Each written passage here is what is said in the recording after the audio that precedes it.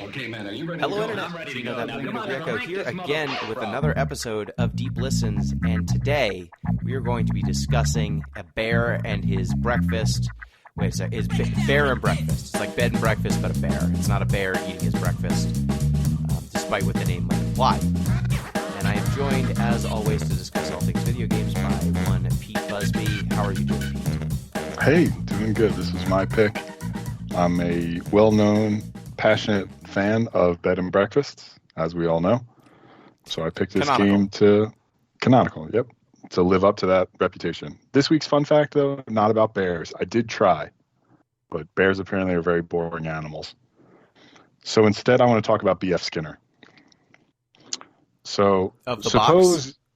Yeah, well, not about the box, but of the box fame. Okay.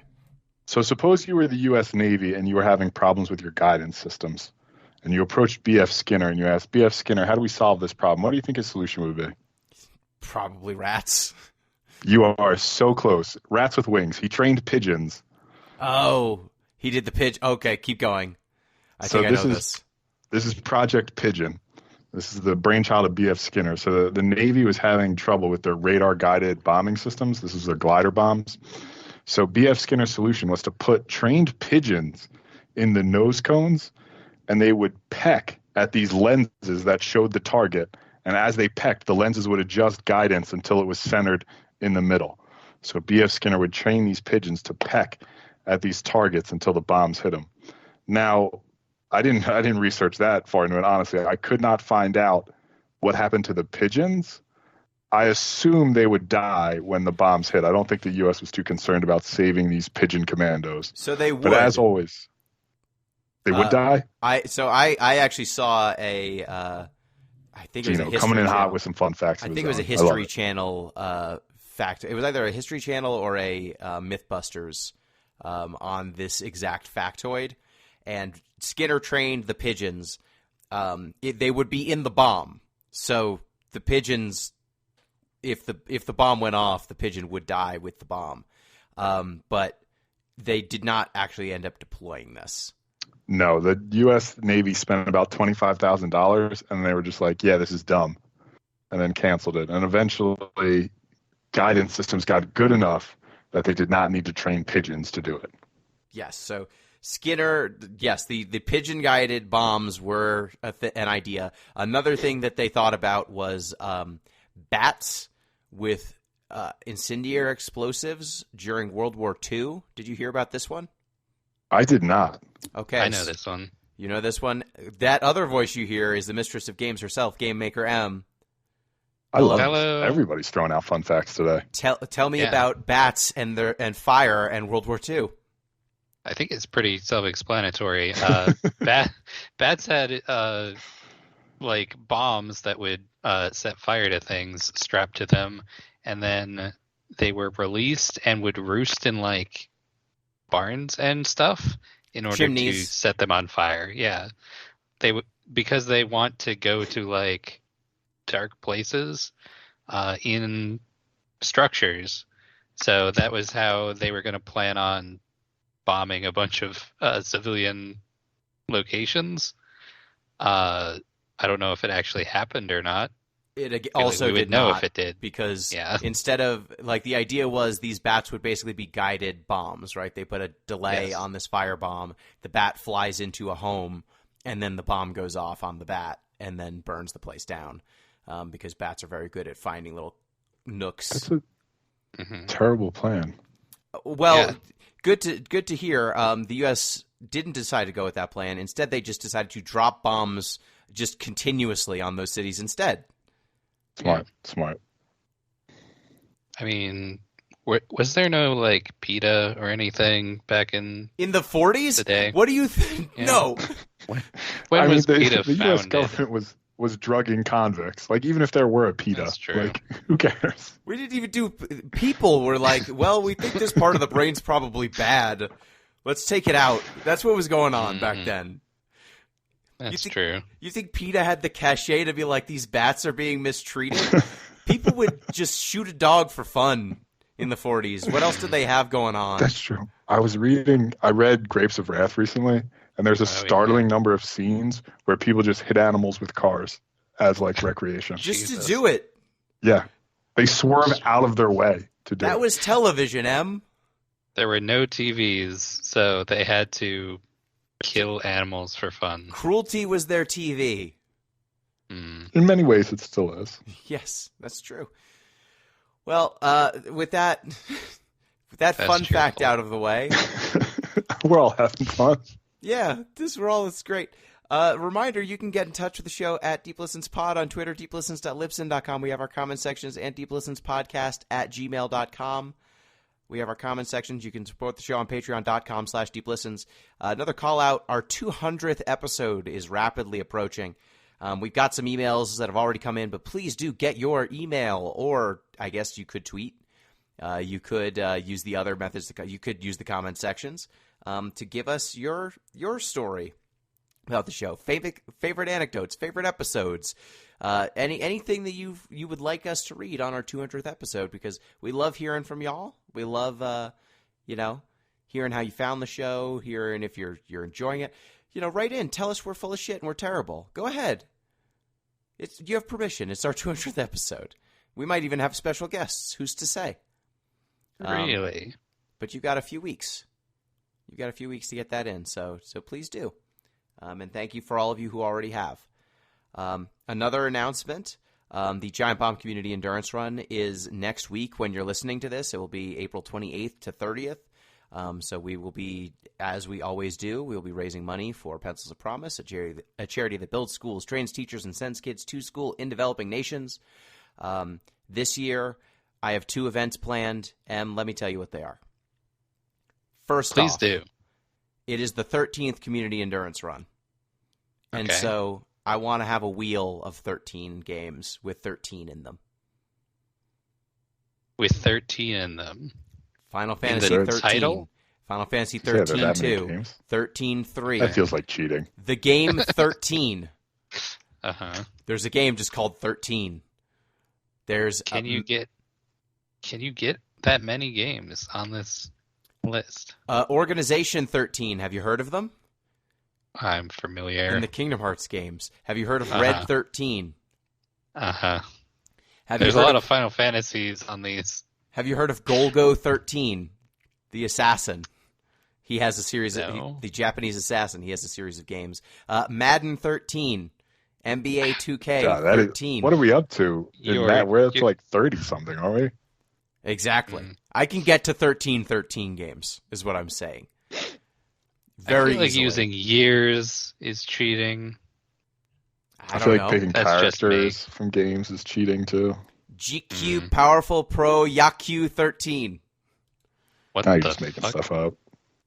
13 and a half cats. 12 Labors of Hercules 13. Wonderful Builder. Wait, hang on a second. Yes. It's yes. the canonical 12 labors of Hercules. What's it 13? I don't look. This is the 13th labor. All right. Okay, fine. Yeah, King of Fighters 13. There's a lot of 13 games is what I'm saying, and I don't know which ones I'm going to use, but I want to have a wheel of 13 games. I think that would be funny. And then also, we'll be doing the 4x4 Job Fiesta. I know what that is because you've been doing it for the past, 2 months, 3 months? On streams, yeah. Almost nonstop. Yeah, so what that's going to be is, if you are familiar with a Final Fantasy V 4-Job Fiesta, that is a run of Final Fantasy V, similar to our previous podcast on the Nuzlocke. It is a challenge run of Final Fantasy V. The rules of the 4-Job Fiesta are that you are assigned 4 jobs, and those are the only 4 jobs you can use in a game with like 20-plus jobs. And those are the only ones you can use. You can change which character has them, but you can't use any other jobs. And so what's going to make the 4x4 Job Fiesta fun is we will have 4 people each doing a 4-job fiesta at the same time, each using a different version of Final Fantasy V. That's like 16 jobs. Yeah. And these 4 runs will be in dialogue with one another, because when we get to the crystals that give us our jobs, we will each get assigned a job from that crystal, so there will be no overlap between the 4 runs. each person will get their own distribution of jobs. Yes? Gino, can I ask a question about the Fiesta without totally derailing us? Go right ahead. How useful is it to switch jobs between characters? Is that like a big part of it?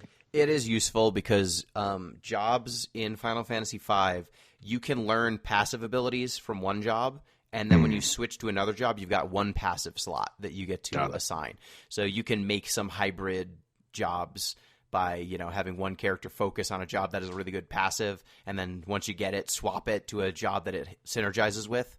Okay. So, like, one of the canonical moves is there's a move that archers learn called Rapid Fire that lets you attack 4 times. Ninjas have dual wielding, so they can hold 2 weapons at the same time. If you give a ninja Rapid Fire, they will attack 8 times. No, that's good. Yeah, so, like, those sorts of things come up. So swapping around is important, and also just like getting coverage of abilities. Like if you've got a white mage, you might want to have everyone spend some time as a white mage so they all get a little bit of healing magic, that sort of thing. So we are going to be drafting our jobs. We have not determined yet how the draft is going to work. We're not sure if it's going to be whoever raises the most money gets first pick, and then descending order of funds raised, or if we're going to have some sort of like whoever raises the most money gets to set the order for each of them, but they have to set an order where everyone gets 1 crack at first, 1 crack at second, 1 crack at third, 1 crack at fourth, because there are 4 distributions of jobs in the game. So all of it comes up 4. And when the stream runs, I will be hosting all 4 streams in one stream, so you don't have to worry about bopping around to find all of it. It's all going to be mosaicked. So it's one big 4-job fiesta, 4x4 job fiesta. So check that out. It's going to be me, 2 hosts of Off the Deep End, Chris Zombie Pie Redacted and Braden Arbitrary Water Redacted, the Redacted brothers, and then one of our longtime patrons and longtime community endurance runners, Jatsu, is going to be our 4th leg in this race. I'm going to be playing the PlayStation 1 version of Final Fantasy V. Braden is going to be playing the Pixel Remaster. Jatsu is going to be playing the Game Boy Advanced version of Final Fantasy V. And ZP is going to be playing the phone mobile version of Final Fantasy V. Which, if you've ever seen what that game looks like, it's fucking hideous. How bad is it? It's hideous. It's an ugly, ugly, misshapen game. I see. Ugh. In true to form, ZP is picking the version that's the worst. So yeah, look forward to that. But we did a test run. How long is this game? We're not necessarily going to finish it. We're going to go as far as we can. I can beat it in like 12 to 13 hours, depending on like what jobs I get. But sometimes you get bad jobs, and then it's a lot longer. But yeah, 4-job fiestas they're interesting. You can get really screwed.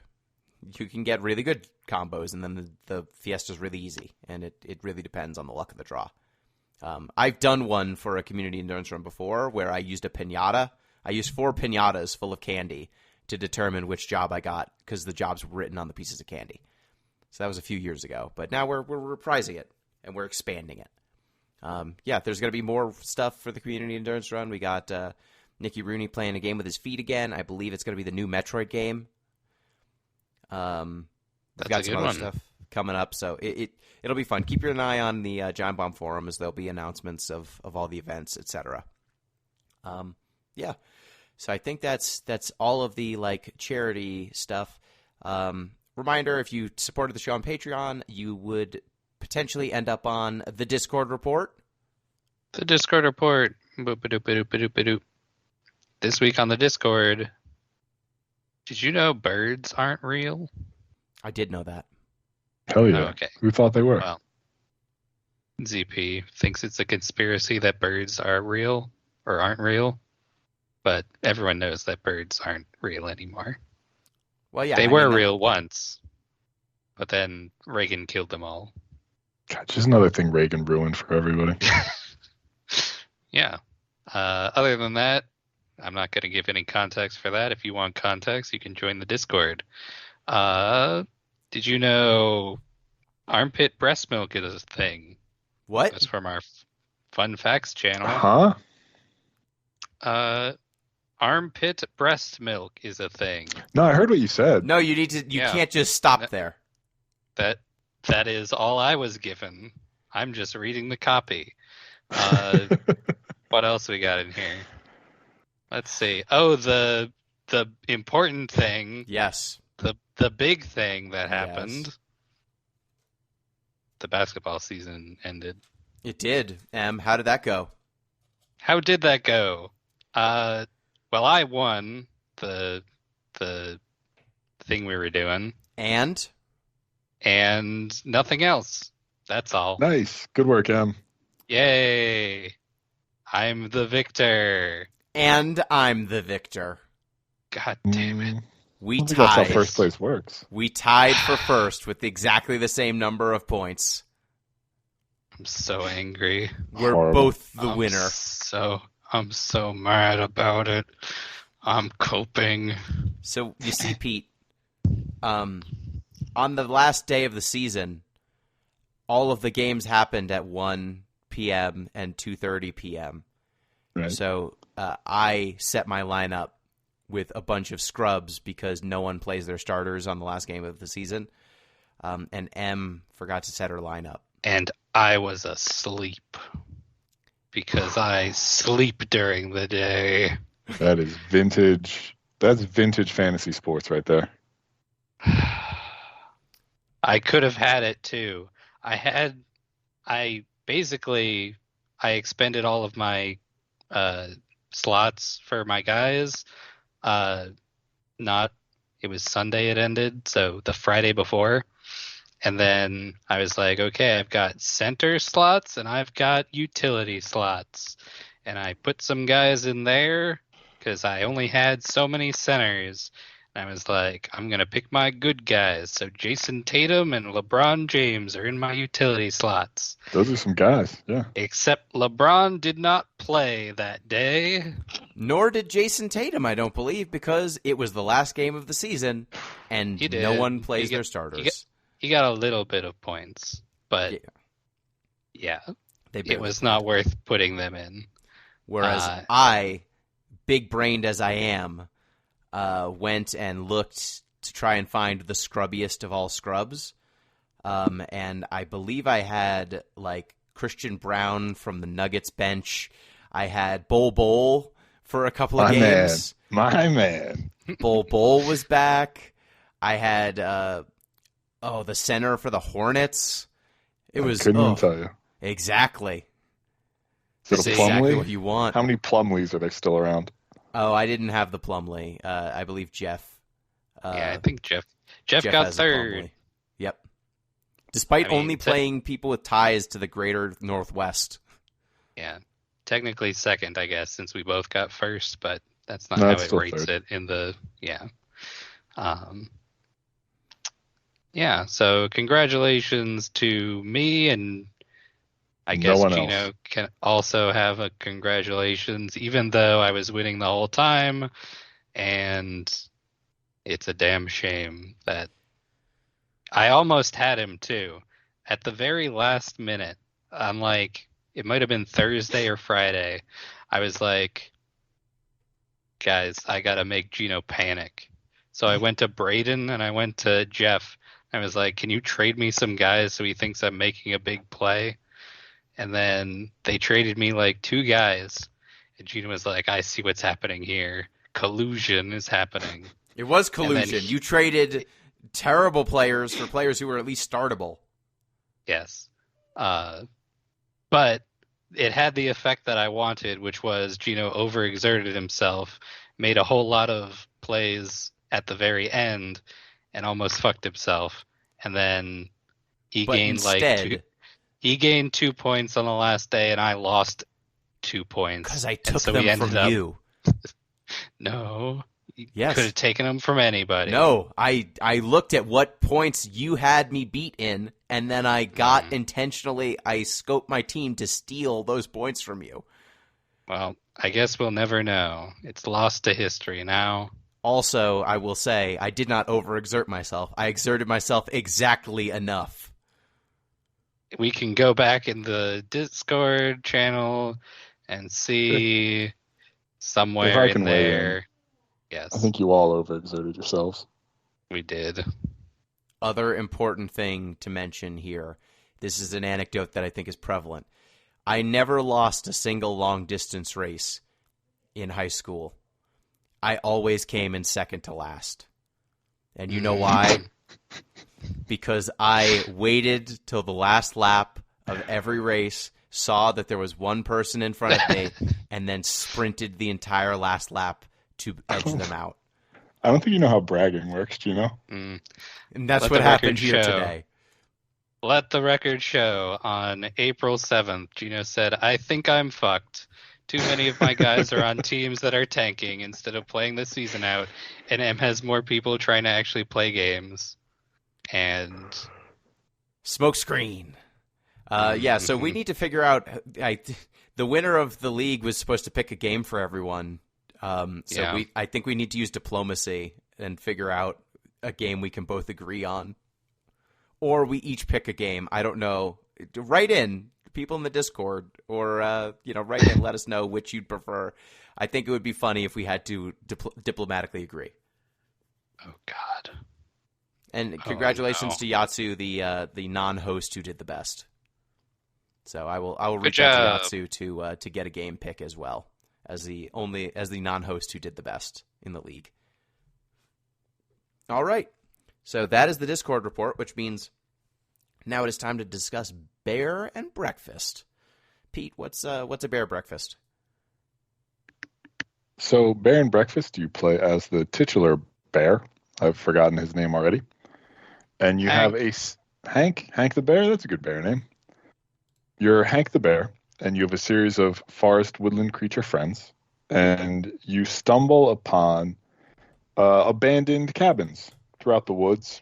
A whole bunch of them actually, and then you find a animatronic, inflatable, some sort of robot alligator who ropes you into shark. Excuse me. Why did I think it was an alligator? A shark, the alligators of the ocean, who then ropes you into a multi-level marketing scheme that leads you to start a bear and breakfast to recruit humans to come back to the woods. Yep. So it is a multi-level marketing scheme predicated on basically Airbnb. You're basically you're renovating cabins to make Airbnbs, and then the goal here, the reason why Hank the bear wants to do this, is humans drop garbage, and animals love eating human garbage. So the idea is to attract humans back into the valley so that they bring their garbage so that Hank can raid trash cans again. That's at least the setup at the beginning of the game. What did y'all think of the actual gameplay here? Because this is a management sim. You are walking around, you're cleaning, you're picking up resources, you're pulling things out of decrepit buildings so that you can renovate them, and then you're creating rooms and creating different types of special amenities so that you can attract people. You're making sure that you've got all your rooms filled so that you're getting income, and you're spending that money on new furniture so things go up and to the left. So what did y'all think of the actual gameplay here? So you basically have, I think it's 5 meters to manage. You have comfort, like class, decor, food, heat, and hygiene. Mm-hmm. So depending on which location you pick, you have these 5 sort of meters to manage. And I was ecstatic when later on I got NPCs to manage those meters for me, which is not a great sign for a management sim. Once you can automate it and you don't have to play the game anymore, that's the best time in this game. Which weirdly, this aligns. Do you guys remember the book? It was kind of big for a while. I think Tim Ferriss wrote it. The 4-Hour Work Week. Yes. No. So the premise of the 4-Hour Work Week was basically buy real estate or some such thing and get somebody else to manage it for you, which basically burns down to have a lot of startup capital. Uh-huh. So it's basically a model of the 4-Hour Work Week. You as a bear build up your empire until you can get somebody else to do it for you, and you rake in the profit. Yeah, I would say my problem with the fact that the automation helps so much is that they don't give it to you for quite some time. And doing most of this stuff manually, your bear does not move very quickly. At least early on, you can eventually do missions that will make your bear faster. But wandering around all of these areas and picking up whatever resources you need to craft stuff, I found incredibly tedious. I was playing on the Switch, so the load times between different screens also was quite hefty. 10 seconds, but 10 seconds when you have to switch screens as much as you have to sometimes in this game, it adds up. And so it led to me just really wanting to disengage. Like, I wanted to just fill up these places as fast as I can, and hopefully then I could stop spinning the plates. Some of these buildings kind of manage themselves, like your very first cabin. You just need to basically make the rooms nice. There's nothing else to it. But some of them require constant upkeep, and those were just very tedious. How does heat work? I played through up till heat was introduced, but I didn't really get to use it. Do you know how heat works, or should I jump in? I did not get. I got to the place, I think, before that. Where they introduced food. The food, yeah. I blame none of you for this, but I will, generous man that I am, explain how heat works. So heat works almost on the same premise as food. You install a heater in your building. I'm pretty sure one heater takes care of the whole building. I don't think it has like range like hygiene does. And then you just need to keep it stocked with fuel. The issue is, at first, it doesn't have a thermostat. So you kind of have to pay a decent amount of attention to regulating the temperature. You don't have to do it minute by minute. What happens if you overheat? Does it burn down? No, that'd be cool if it did. No, so there's no upper limit. Like, all your guests have a lower bound where they can't get colder, but you can make them as hot as you want. I love my hot guests. Yeah, basically you just slam wood in there. You just slam wood until your guests are hot enough. Nailed it. Always slamming wood. Yep. Slamming wood and laying pipe. That's what this game's all about. Slamming wood, laying pipe till your guests are good and hot. Yeah, so that upkeep is annoying because you have to go find fuel. The food is annoying because there's a little mini game to make the food, and it's on a timer to make the food, so it doesn't even just make it instantaneously, but you have to go get ingredients, and then you put the food in a little buffet, and then your people eat the food every day, and so you have to keep restocking all the food. And then you also have to just physically go to each of the locations so that you can book guests in them. So that was what I was going to say is the most annoying part. Having to run around to all the places just to make sure you're not losing people. Yeah, you need to basically touch base in each of the places to book people because you can't just do it at a central place. And each of these plates, I felt like at some point the game should be giving me more automation so that I can now focus on the new mechanic it's introducing. And even if I had to do some of the upkeep, fine. You kind of want to go back to these places and pick up the trash that the people are leaving because the game has two currencies. It's got trash, which you give to basically vermin to get furniture out of the trash can. There's raccoons, yeah. And mice. Oh, yeah, and the mice. Again, weirdly, they keep jamming Italian stereotypes in the games we play. Yep. You see, the mice, they run the dump, which, everything you look at in the dump is that'd be a good place to hide a body, because the rats, the mice are the mafia. Yep. I didn't read it as a mob thing, but now that you say it... You could... How? I was going to say. How did you read it? I guess I didn't read it. Okay. I was just imagining, like, what was the voice in your head if it wasn't that? I mean, they didn't say bada bing, but they implied bada bing. They did. I'm trying to remember if I saw Forget About It at some point. I feel like I did. I think a Mamma Mia happened at least once, but yeah. That's good. I guess there was that, now that you mention it. But yeah, like, one of the currencies is, it's called valuables, but it's garbage. And you use it to get items out of the trash can, which is how you get a lot of your furniture. And then you can get money, which you use to buy, like, certain upgrade items here and there. So you've got two currencies. The money comes from having people in your Airbnb, and the trash comes from all the stuff they throw all over the place at your Airbnb. So, like, if all I had to do was touch base to clean up, that'd be fine. But having to touch base to do everything, just to manage each of the places, it's just really a nuisance. They just keep adding locations. And honestly, the most interesting part of the game, at least for me, was interior design. Mm-hmm. Like, I got a possum clock. I was stoked. Like, hell yeah, possum clock. That possum clock is great, and it's really expensive. People love it. It's like 100. It's like 100 valuables. It's like 100 trash. Yeah, most things are 10. So, should be really good, right?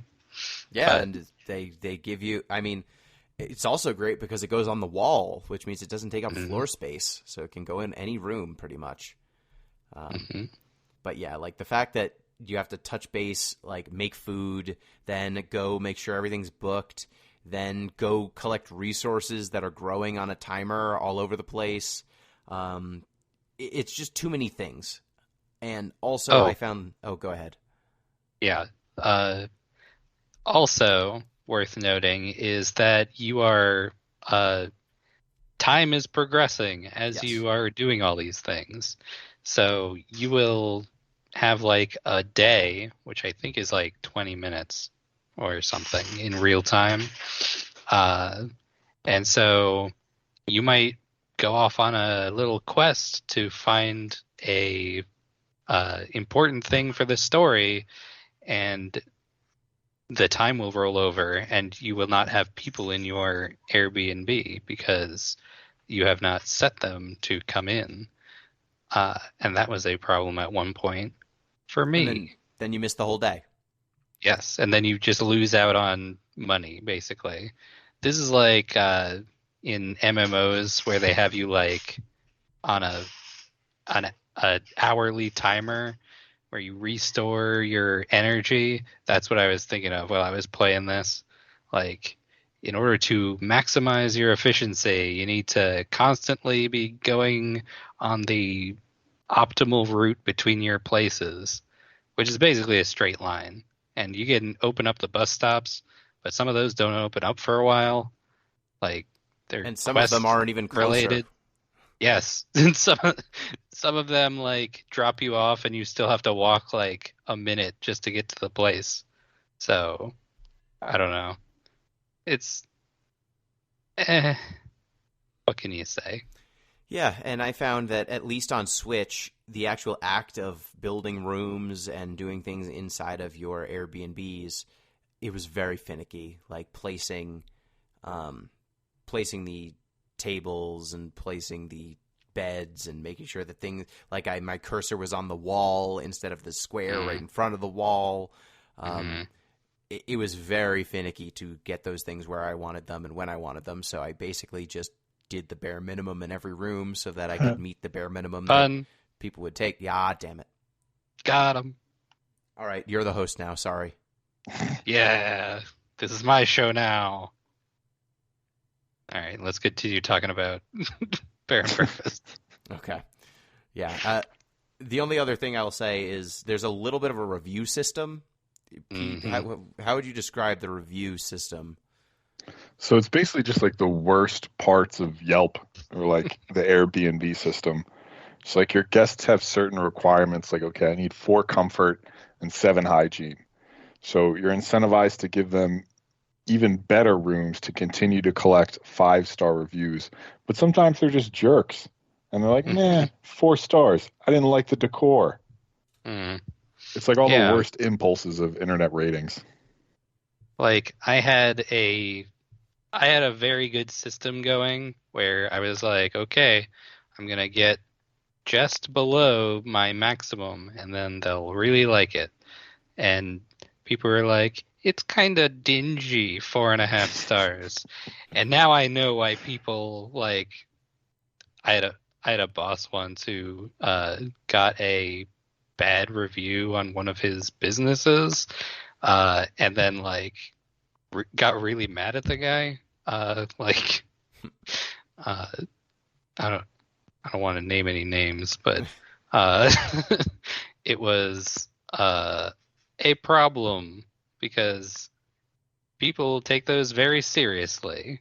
Uh, and seeing a 4.9 when I had a 5 drives me crazy. It's Drove me infuriating. It's all crazy forever. the worst impulses of like modern SEO consumerism. Mm-hmm. Yep. Which is just what the woods needed. Good job, Bear.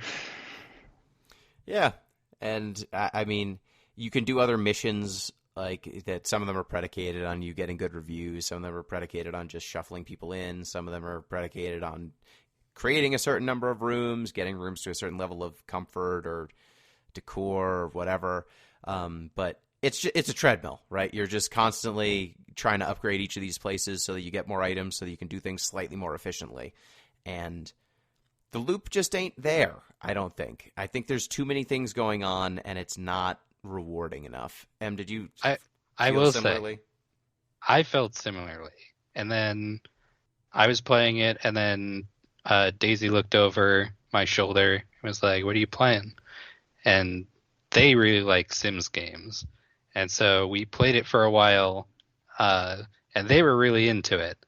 Like they were building the rooms, they were fine running around collecting stuff, because they'll play stuff like Dragon Age and just run around picking up stuff off the ground, and just do that for hours. So I was like, I don't like it. But they were like, hell yeah, I'm down. And they had a lot of fun with it. So maybe it's just us. Yeah, maybe we're lame. You know, Yeah, I don't know. It's wouldn't definitely surprise for me. a certain it's definitely for a certain type of person. Like if you are just mindlessly going through like uh doing your chores, Mm-hmm. uh assigning people and you're cool with that as like the forward momentum, hell yeah, it's great for you. Like this is a great game to just like have something you're watching on a second screen, uh, which is how I played it. Oh, Yeah, it's there's an good It for answer. that. is. And Yeah. if you're okay with being like slightly less efficient, it's a good second screen experience It Hmm. is for sure. super cute too. Like, say Oh what you will yeah, about the gameplay, the visuals, super cute. Yeah, for sure. It is very cute. Did y'all find the characters that compelling? Hank, Took, Will, Annie, like any of the bear and his buddies? I mean, considering I instantly forgot Hank's name, the main character you play Hmm. as the entire time, no. I did like the shark. The shark was funny. mm. Yeah, the shark and his constant pyramid scheme sayings like, "You've met the bare minimum.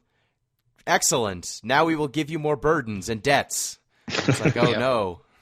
great, thanks. Yeah, the shark was good, and the holiday shark was also quite good.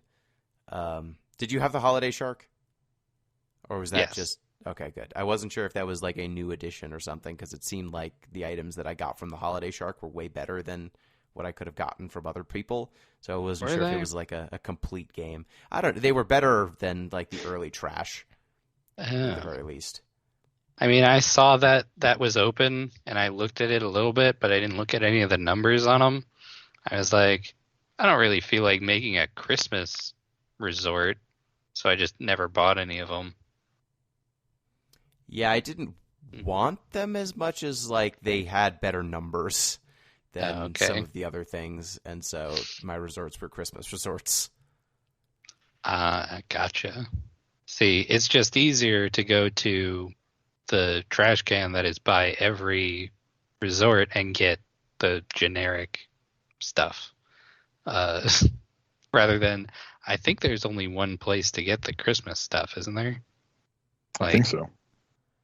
There might be two, but I felt like it wasn't close by, so I never went to do that.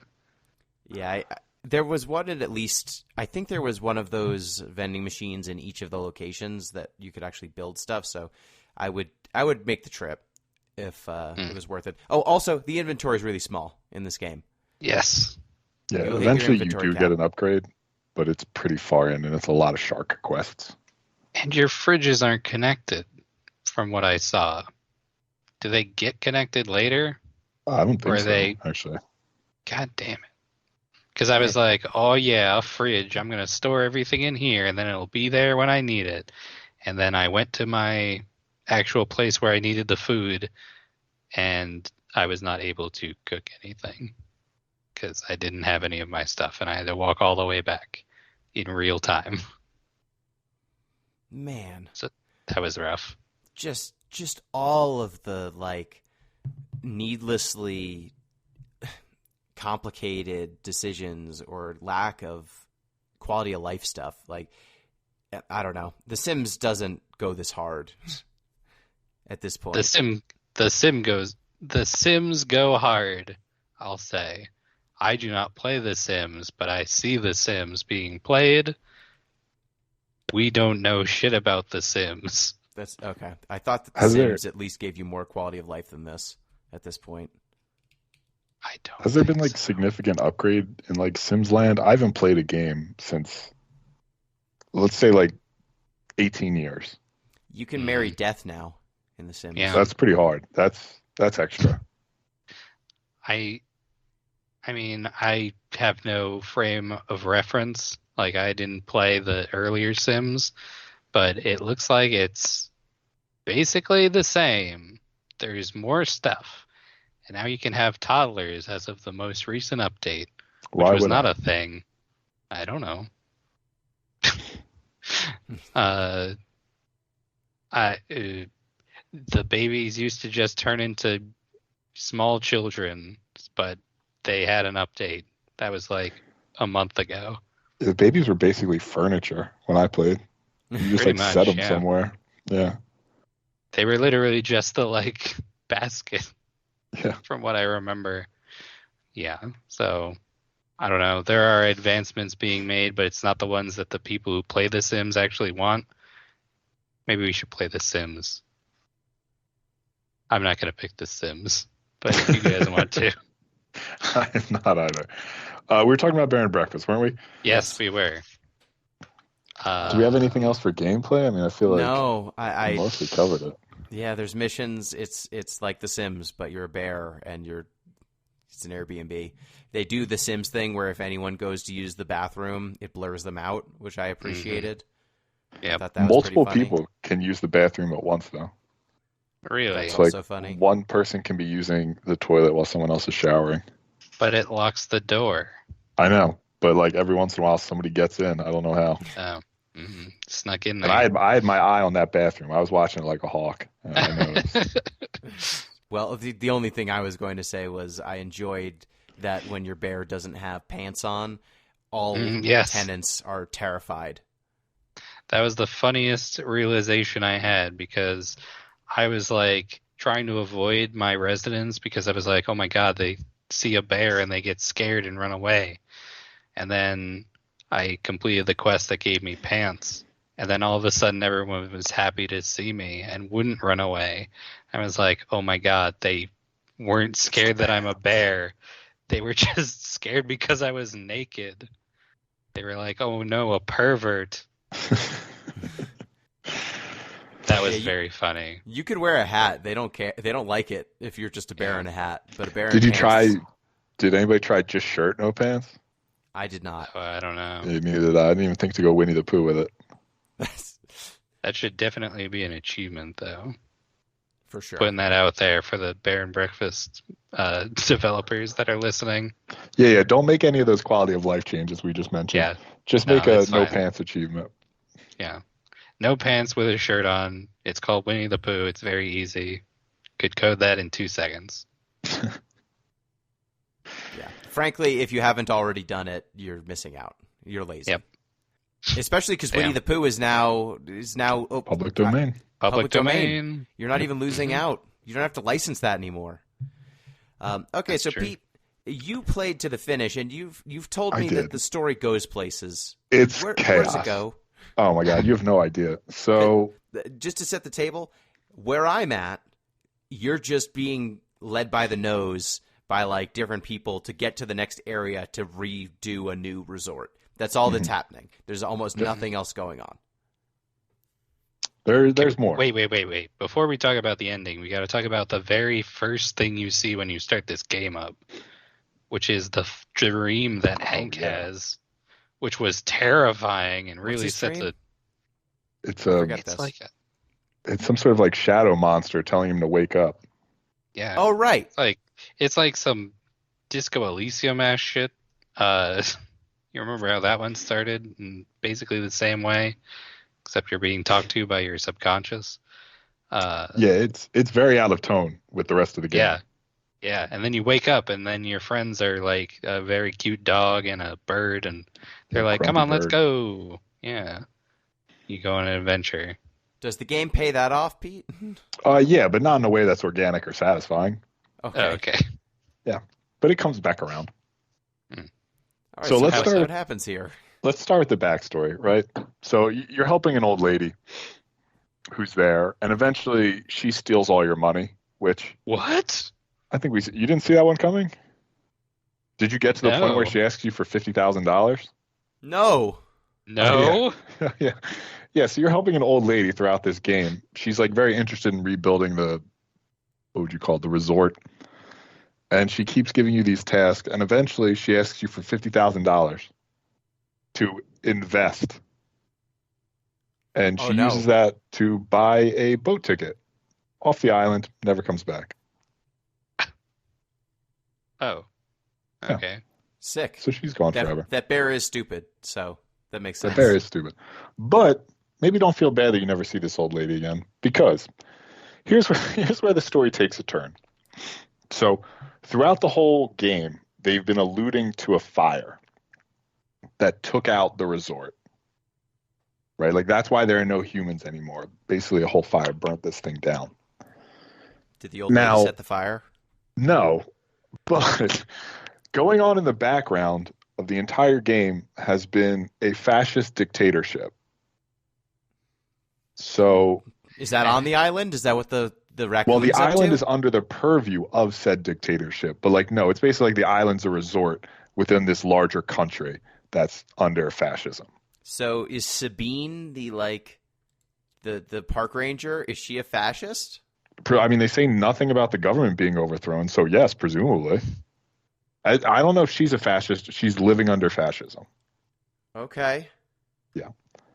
And basically what happened is there was a revolt of some kind.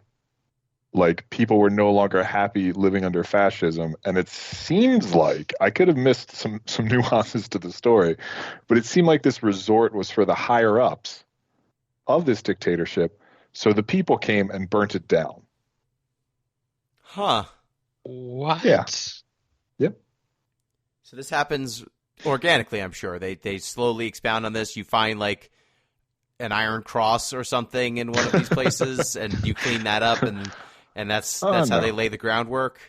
No, the old lady tells you this story about how she used to like working there until rioters came and burnt it down. And she doesn't like straight up say this was a fascist vacation place. She does say it was a fascist government. She says fascist. She uses the word fascist? She doesn't use the word fascism, but like they show like a picture of a guy giving a speech with like a big banner and some sort of fascist symbology behind him. Like it's not a swastika, but it might as well be. Okay. Mhm. Huh. So that's how you end up at this resort. like empty, no people. And during this fire, it killed the bear's brother. Oh no. Yeah, bear had a brother. The fire starts, and the bear's brother's like, I got to help everybody, and runs back into the fire, and he dies. Oh no. Damn. Yeah. So that's twist one. Oh, That's Not the even first the twist? wildest twist. There's more. There are more twists. okay. Oh no. Okay. Here's the wildest twist. Do you guys meet the bats? No. Yeah. You've told us about the bats, I think. Did I tell you? I don't think you told No. me about the bats. I don't No, remember no, the those were bats carrying incendiary devices. Oh, Yeah, that was right. our own fun fact. Yeah, these are in-game bats. Were they So you- carrying incendiary devices? Was it a They are reference not. to World War II? Damn it. No, Ah. no. But okay, so the bats talk about this bird god that they have. Okay. And eventually you like unlock some keys, you do some quest stuff, and you find yourself in the lair of the bird god. Oh no. Turns out just a regular bird. He was Oh. kidnapped from he's a parrot, so some South American country, presumably. And he thinks it was for a coronation ceremony. He thinks he's a king. But he's not. He was a zoo animal. Oh. So you do a whole bunch of quests for him. And then eventually that leads you to the fox god. The fox god is a real god. Ah. It's Oh. one of 4 gods on the island of various things. I think the fox god is the god of chaos. You meet the fox god who has been trying to turn animals and humans against each other the whole time, which there's some weird like animal human tension in the fire too, that like it seems like they said it because the animals and humans were fighting. Doesn't make much sense. But you meet the bird god, or excuse me, the fox god. The fox god tells you to go rescue the bird god, who was the creepy nightmare you had at the beginning. You can then go rescue the bird god, ask bird god a series of questions, and then it's the god of order who restores balance to the universe. What? Yeah. Yeah. This is No, this is what you've been building towards in this bed and breakfast sim the whole time. Is okay. bird god restoring balance to the universe amidst a fascist dictatorship. Does balance to the universe mean that the bird god topples the fascist dictatorship? No. You rescue the bird it? god and he just sort of heads on his way, and then you continue welcoming guests to your inn. So you That's just the continue playing the game after this? I don't know if there's a credit sequence or not. I forget now. I don't know if you can keep playing or not, but I think you can. And I do know there's no real payoff to unleashing the bird god. There's no payoff. There's I no can tell you that. payoff to unleashing the gods of chaos and order? Not really, no. You learn about your brother, which is nice. And like you find out that like that beaver's probably not your dad, even though he talks the whole time like he is. Tony, the beaver? Yeah, he's constantly calling you son and talking about Yeah. how hot your mom is. Yeah, that guy. We didn't know we had a brother. Yeah, you did, but he's dead. It's better not to know then. So like this game, I don't know like what its intention was for the story, right? Like this seemed to be like a weird thing about, okay, the animals depend on humans, even though they really shouldn't. And like somehow there being more trash in the forest makes their lives better. And then we Yeah, get and- this weird thing about fascism and bird gods. There's also a commentary on Airbnb and like this you're basically fixing up these terrible locations to make them minimally acceptable to lure people out into the middle of nowhere. Like you're being put on this treadmill, it never goes anywhere. You're a bear, so there's no actual payoff for you at the end of any of this. And the game seems to be a commentary on like multi-level marketing schemes. I think the shark says at one point, like you and several of your closest friends could be rich. We got to talk about what happens with the shark, because Oh my god. you said there was something that happens with the shark Yes. that we haven't So even mentioned yet. I assume this is also part of the fascist dictatorship. So at some point, you're speaking to the shark, and a series of goons break into wherever the shark is while he's recording these messages and drag him away. Like, you hear his cries for help. Well, read his cries for help, I guess. He is then replaced by an automated robot voice with no affect, who like goes on for a series of like bits. The man then either the original shark or a new shark comes back, although speaks weirdly different, and you just continue on. It's weird. Well, that's Okay. a lot of stuff to have Yeah, there's a happen. lot of stuff that like doesn't fit. Like, they were like, we need story, I guess. We can't just have a cute sim. So fascism? Question mark.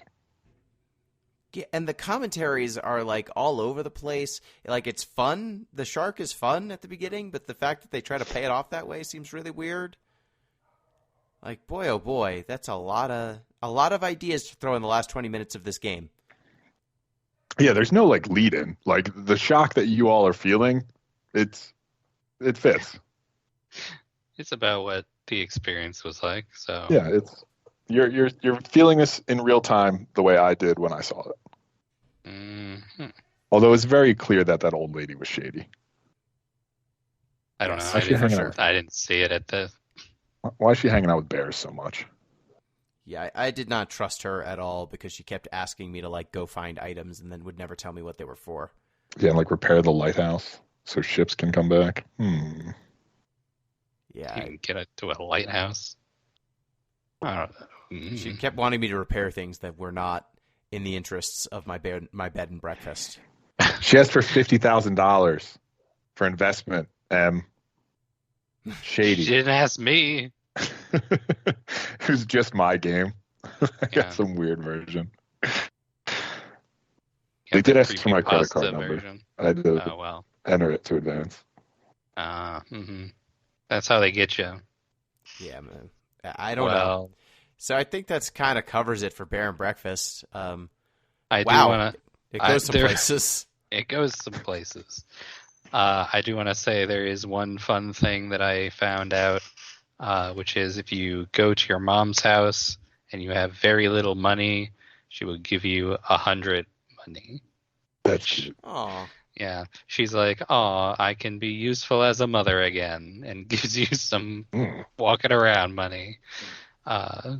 And that was my favorite part of the game because I was like, how am I going to afford to build this thing that the game is asking me to? Even though Mom.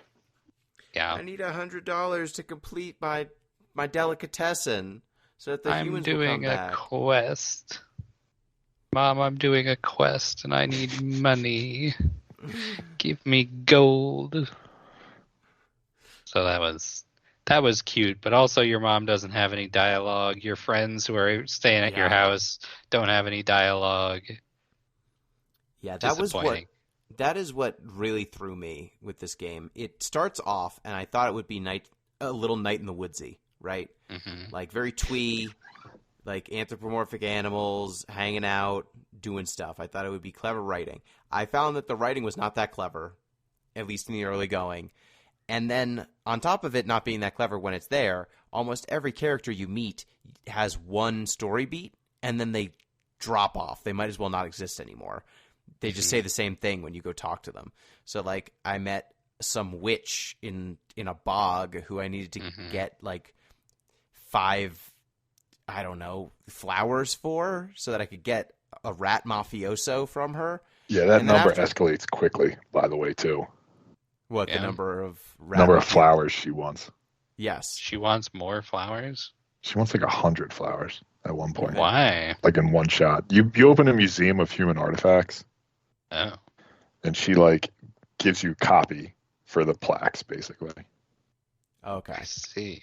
Yeah, so like early on, she did not get any more stuff to say, like after I got the rat back, or like the rats didn't really have much to say after I completed their quest. Talking to your friends, they don't have anything new to say. So everyone, Oliver, the dude who drives the buses, like it just felt like a very dead world for a sim. They come back around, but it's just like once. Like You talked to Real Oliver, buy slow. video games, and then you bought your video games. He's gone again. Yeah, I wanted to like this game more than I did because I feel like we've covered some games with like really twee art style and writing, and we tend to at least find them charming. And this one I didn't find so charming. And like some of them do that dark turn and it works. Like Bug Snacks is a really good example of this. Like Bug Snacks just seemed fun and twee, and then you're like, oh no, this is a horrible body horror hellscape. Turns out this is a horror game, or like Night in the Woods starts out kind of ironic, and then you're like, oh, everyone's depressed because this industrial town is failing. And that was the game that this most looks like in some ways. And it just never paid off on that level. Nope. Yeah, so that's Bear and Breakfast. I guess you can fight fascism or abet it. It's unclear. Maybe you made no impact on fascism through your bed and breakfast. I mean, you made a nice resort for the fascists, I guess. Did you bring fascism back? To the woods. I think we might have brought fascism back to the woods by accident. Oh, damn it. But I just wanted the apple cores. I just wanted garbage. So that I could give it to a raccoon so that the raccoon would give me a possum clock. No good deed goes unpunished. You are a landlord now. Oh, no. Property is theft. All right. So with that, that'll cover Bear and Breakfast. And I believe now, Em, it is once again your turn to pick what game we play next. It's my turn to pick. I'm going to pick a game that has been on my list for a while because I already played it. Okay. But also we talked about Pokemon Nuzlocke, and so I want to play a game very similar to Pokemon that is not a Pokemon game. Digimon? No. I would like to play I believe it's on Steam and Switch, the game Temtem. Oh, is that just like it's basically a Pokemon ripoff? Yeah, it's pretty much a Pokemon ripoff, but nice. It's like a little bit to the left of Pokemon. Nice. So I think it's good. Yeah. And would you be so kind as to spell Temtem for us? Tem. Tem. Got it. I feel dumb now. I found it. Temtem is a massively multiplayer creature collection adventure. Oh yeah, it's also an MMO. Oh, you monster! Forgot to mention that. Are people story? Mean? No, they're pretty nice actually. Am I 100 years behind on this, so I'll just be underleveled and no one will want to talk to me?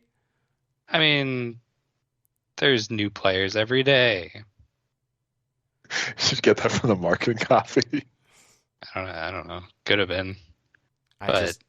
I'm watching the trailer right now, and the word Nuzlocke just popped up on screen. Oh yeah, in the recent update, they added Nuzlocke modes once you complete the main story, and also like a speed run and a randomized Nuzlocke, which are too hard for me. Random lock.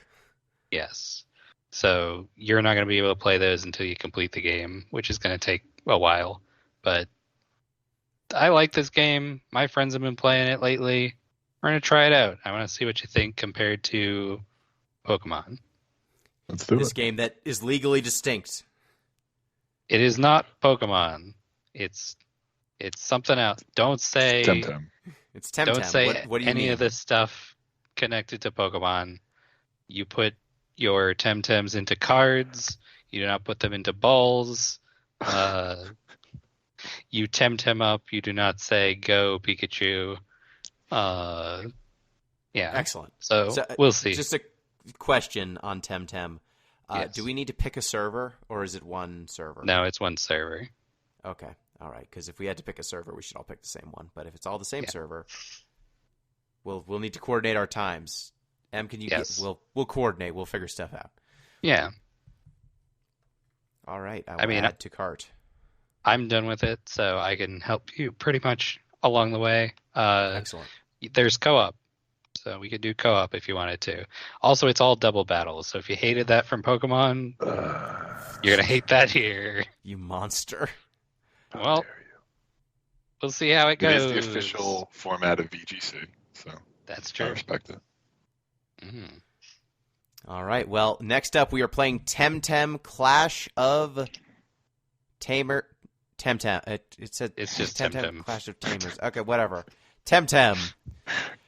Thank you everyone who's been listening. Reminder, you can get in touch with the show at DeepListensPod on Twitter, deeplistens.libsyn.com. We have our comment sections, and deeplistenspodcast@gmail.com. You can support the show on patreon.com/deeplistens. The John Bomb Community Endurance Run is coming up next weekend, the 28th to the 30th. And get in your feedback, get in your emails for the 200th episode mailbag celebration. Thank you, Pete. Yep. Thank you, everyone, for listening. Make sure you support the Endurance Run. Thank you, Em. Thank you. Happy to play a game where you're a bear and you make breakfast. And also, I am the antagonist, so don't support the Endurance Run. Oh, Got no. I hate charity. I hate children. Everyone who doesn't support the Endurance Run supports me instead. Oh, no. And thank you, dear listeners. Till next time. Peace.